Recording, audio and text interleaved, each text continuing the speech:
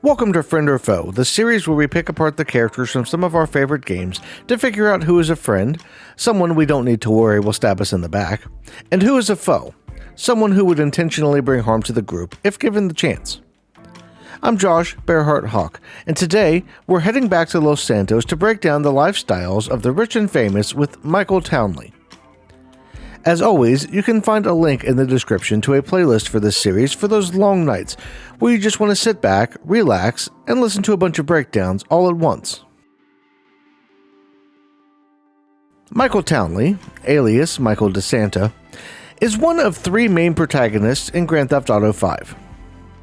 Overall, he might just be simultaneously the most complex and simplest character in the game, as his goals and desires are really simple, even as his motivations aren't always clear. He's also a highly accomplished career criminal with a rap sheet about a mile long and an enemies list that might be longer than that. He has a wife who can't stand him, 2 kids he's failed more times than he can count, and he's more or less betrayed everyone he's ever known by the time that we catch up with him in Los Santos in the early part of the game. Around 10 years prior to the opening credits, he decided he wanted to get out of the life of crime he'd been leading, and he made a deal with an FIB agent named Dave Norton to have one of his accomplices killed and the other arrested in exchange for being placed in an off-the-books witness protection style setup. Today, we're going to dig into Michael and figure out just who he really is by looking at his family life and his deal with Agent Norton before talking about the fallout of his decisions and deciding whether he would be a friend or a foe. The first thing we're going to focus on when it comes to Michael is how he treats his family and supposed friends, because that's going to tell us a lot about who he is deep down. On the one hand, he has moments where he seems very protective of his family, going out of his way to help all of them in one way or another throughout the course of a game.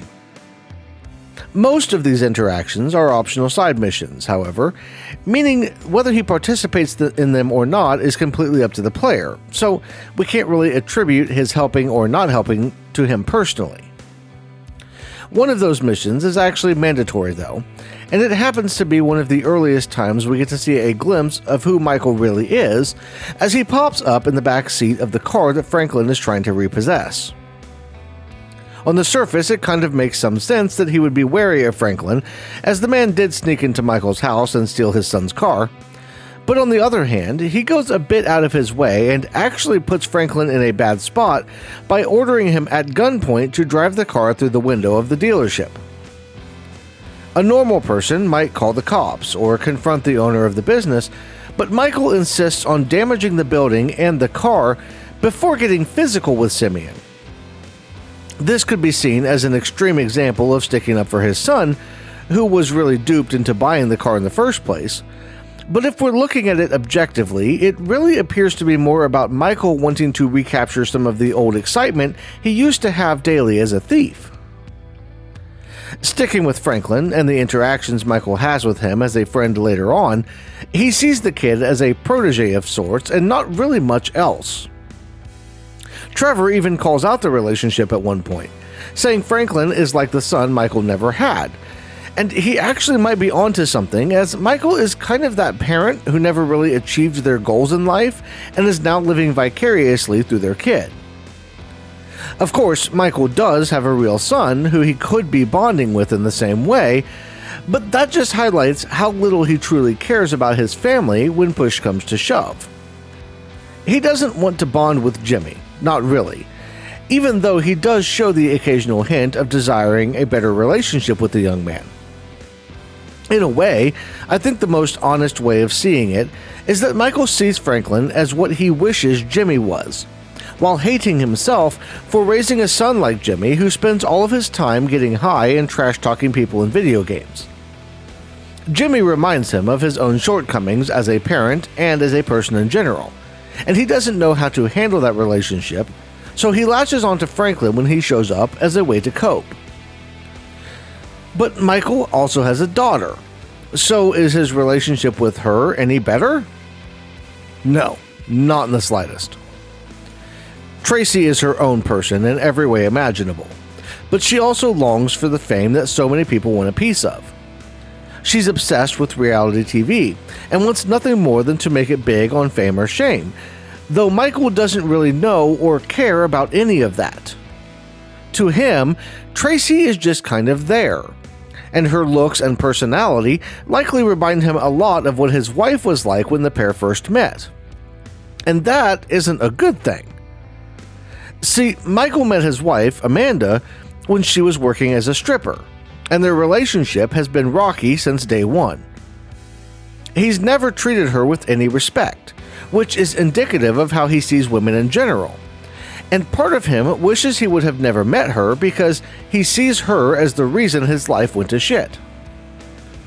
In Michael's mind, meeting Amanda and falling in love was the beginning of the end of the life that he had as a master criminal. Most of the decisions he made after that were to protect the kids that came as a result of their relationship, and because Amanda wanted to have a better life overall. She didn't want to have to worry about her husband being killed or arrested, which makes sense, and the deal he made with the FIB was supposed to make that life possible. But he wasn't satisfied with domestic life, and he couldn't remain faithful to Amanda or be a good father to the kids. And over the 9 years or so between making the deal and meeting Franklin, Michael's life fell more and more into ruin. He's become an alcoholic and deals with bouts of rage while longing for the good old days and imagining what his life could have been like if only he'd stayed away from that strip club. But we also have to look at his betrayal of his friends, because what he did to Trevor and Brad wasn't any better, and could even arguably be worse than how he's treated his family. In order to get out of the life, Michael made a deal with FIB agent Dave Norton that was supposed to see Trevor shot and killed while Brad went to prison.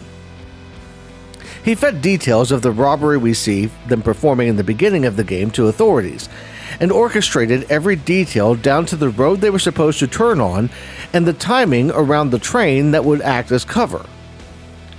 That kind of betrayal is unforgivable for most people and shows just how far he is willing to go when it comes to saving himself. Despite that, he does seem to have changed at least a little by the time the credits roll, as he does make the effort to get his family back after they leave him, and he does show up for Franklin and Trevor when they need him the most. But there isn't really any way to know how much of that change is permanent, and how much is due to the fact that he's just happy for the moment with the way things are. If Agent Norton came to him and made him choose between going to jail or betraying his accomplices again, would he take another deal? Since we're talking about Michael's relationship with Dave Norton so much, it only seems right to spend a few minutes digging into how much sway the FIB has over him. More than anything else, Michael is scared of going to prison or dying at the hands of the government. Over the course of the game, we see him acquiesce time and time again to the demands of his FIB handlers as they come to him for help with various jobs. But those jobs and his interactions with the FIB throughout the game were all technically optional. See, Michael's years of treating Amanda poorly, cheating on her and being verbally abusive, led to a relationship between them where cheating was commonplace by both parties. Michael never took Amanda's infidelity as well as she took his, though, with his temper getting the better of him on several occasions, and one of those moments would lead to Michael tearing down the porch from one of the homes of Martin Madrazo, incurring a large debt that needed to be repaid. The only way he could think to come up with the money was to resort to the old way of doing things, which led to heat from the feds and the realization by Dave's boss that Michael Townley, instead of rotting in a grave in North Yankton, was still very much alive. If Michael had held his temper, he wouldn't have needed to rob Vangelico, wouldn't have had his catchphrase that he just couldn't help but use be blasted all over the evening news, and wouldn't have drawn any suspicion from anyone that could have caused him problems. All of that aside, he's actively aiding and abetting crooked federal agents and agencies and harming innocent people in the process.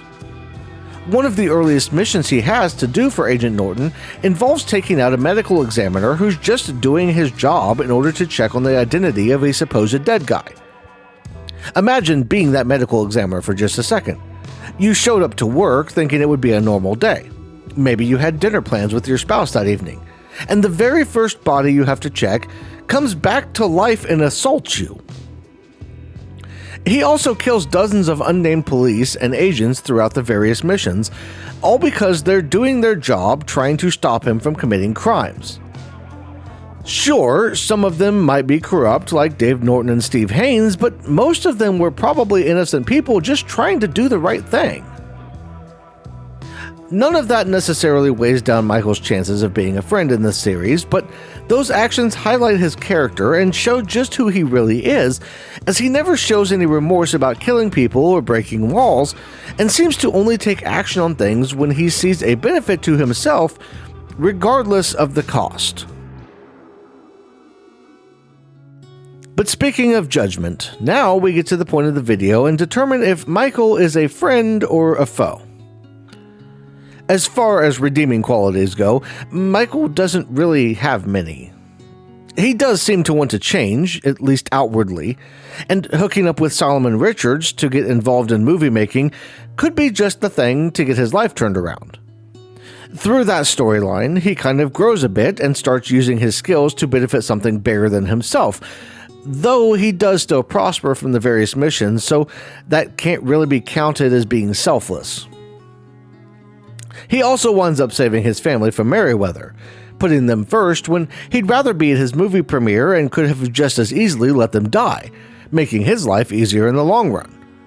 That isn't exactly a high bar, but I'd almost be willing to bet that the Michael at the beginning of the game wouldn't have rushed home to save Tracy and Amanda so quickly.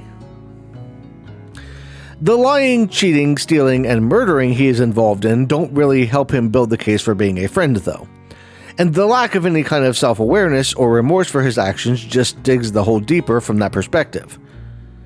Those things on their own wouldn't necessarily be the worst thing, as we've seen characters like Arthur Morgan show how an outlaw or criminal can also be redeemable, but when coupled with his betrayal of Trevor and Brad, there is really only one conclusion we can draw.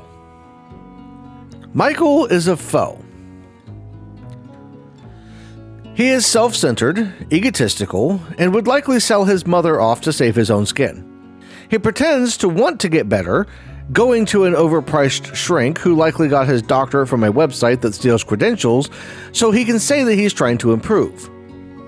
He never apologizes properly for selling out Trevor or getting Brad killed, and he uses everyone around him for his own gain, with zero regard for their well-being. He's also more than happy to send Franklin and Trevor off to gather cars for Devin Weston, as he reaps the one and only benefit that relationship provides via a connection to Solomon Richards.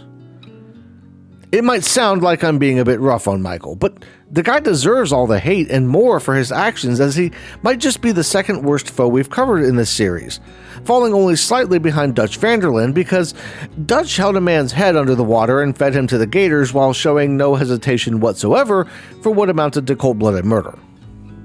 But now it's time for you to chime in below and share your thoughts on my verdict. Is Michael really as bad as I've laid out? Or is there some redeeming quality I missed that should have swung him into the friend category? Did he grow more as a person over the course of the game than I've given him credit for, or did he actually get worse? Let me know in the comments. If you enjoyed the video, hit the like button and subscribe to Lost in Games on YouTube so you don't miss any future episodes of Friend or Foe or the other series I've got here on the channel, Philosophy and Ethics in Games, where we dive into the stories in games to learn about morality, ethics, and history. For those who want to help the channel out in other ways, while getting cool perks like having their name on the screen, I've got channel memberships, a Patreon, and a membership program on my website.